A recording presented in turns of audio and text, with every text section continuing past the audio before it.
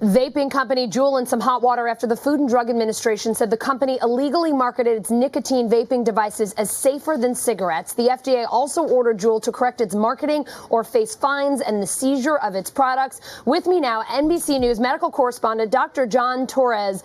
Dr. John, we were just talking a week ago. Yeah, it seems like this goes on every other day. This is really the main topic that you've come to talk to us about time and time again. Run us through the latest today. So today what happens is the FDA came down hard on Juul. They said, you are doing unsafe practices. You are basically telling people that this e-cigarette is safe when in fact nothing has been proven along that route. And part of the FDA's rules are that you can't say it's safe unless it's scientifically been proven it's safe. They also hit them for going into schools and what they're calling marketing to children, because they're going into schools, I'm assuming under the pretense of, hey, let's try and get you not to smoke, but at the same time, they have people saying, you know, they're telling us these things like, these are safer than cigarettes. If your friend smokes, they should probably go on this instead, that kind of thing. So they're coming down on them saying, you have to stop this. If you don't, like you mentioned, they're going to confiscate things. They're going to try and shut them down. They're going to do a lot of things. On top of that, other states they're not waiting for the FDA to come in and jump in and take any actions that they haven't already taken. They're doing it themselves. Here in New York, Governor Cuomo came out and he said essentially, you know, we're going to put warning signs in vape shops saying, hey, we don't know what's going on here. He's encouraging people not to vape until we find out more information about what's happening.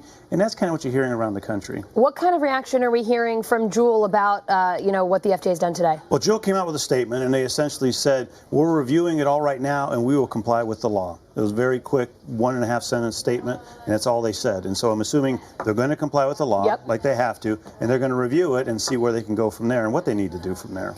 The biggest thing here that you've been talking to us time and time again is that there is a great unknown here, that we just simply don't have enough information.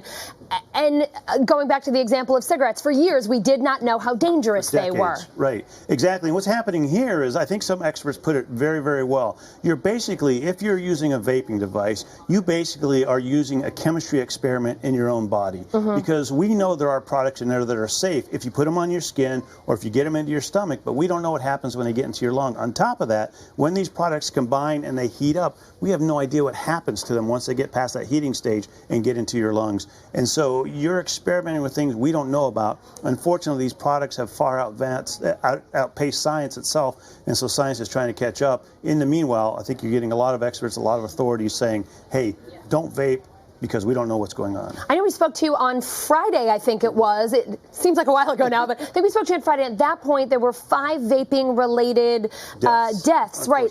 Have there been any more, and do we know anything more about what caused those deaths? There have not been any more. There's 450 plus cases. It's around 455 across 33 states. There's 5 deaths that have been associated with vaping. We don't know exactly what's causing that, but the things you're hearing is there's a thing called lipoid pneumonia. And essentially, we talked about that Friday, how the vitamin E oil turns back into oil once it gets into your lungs, and it causes this immune reaction. There's also been this chemical pneumonitis, which is like if you got in a chemical exposure and you got that into your lungs, it would cause a lung reaction.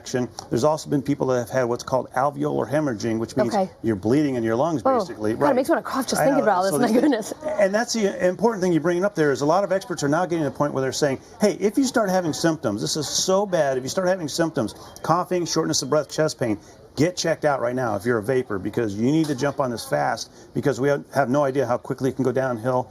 And that's even if you vaped a month ago, up to a month ago. So a lot of unknowns here, but I think one thing is clear. This is getting pretty serious, it sounds like. It's getting pretty serious. I think this is the tip of the iceberg, unfortunately. All right, Dr. John, thanks for coming to talk to us again. Why do I have a feeling you'll be back pretty soon? All right, thank you so much. You bet.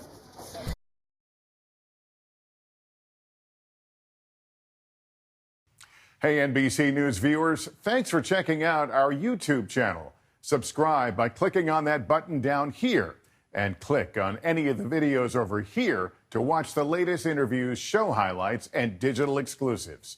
Thanks for watching.